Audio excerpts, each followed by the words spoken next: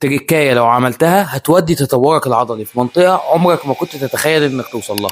مثلا لو هتلعب شكل اللات بول داون، ما تجيش تقول انا هحاول المره دي اجيب 10 عدات عشان اخر مره لما لعبت بنفس الوزن ده جبت 9 عدات. هو ده فعلا هو الطريقه اللي بنتطور بيها، او هي دي طريقه التدرج في الاحمال. لكن المشكله هنا ان عقلك بيضحك عليك. يعني انت ممكن تجيب العشر عدات فعلا وتبقى قادر تكمل بس تقف. الصح بقى انك ما تحطش في مخك عدد عدات معينه، افضل العب وعد في سرك لحد ما توصل للفشل العضلي. الفشل العضلي يعني العده اللي انت مش هتقدر تجيب بعدها عده كمان حتى لو كنت عاوز. ولو الموضوع ده اتكرر في مجموعتين او ثلاثه اللي انت حاططهم لنفسك في التمرين ده، يبقى كده الوزن بقى بالنسبه لك سهل وما عادش هيحفز العضله بنفس المقدار. وبالتالي المره الجايه انت محتاج يا تزود الوزن يا تزود العدات. وبالطريقه دي اضمن لك انك دايما هتحط العضله تحت تحفيز او الميكانيكال تنشن اللي يدفعها للتطور. الفكره انك هنا بتخدع عقلك عشان توصل للفشل العضلي الحقيقي، مش الفشل العضلي اللي عقلك مستريح عنه. ولو وصلت لنهايه الفيديو هتبقى انت من المحظوظين اللي تعرف ان في 50% خصم على التدريب الاونلاين. اكتب لي في الكومنتات كوتشنج او ابعت لي على الخاص او هتلاقي رقم الواتساب في البايو.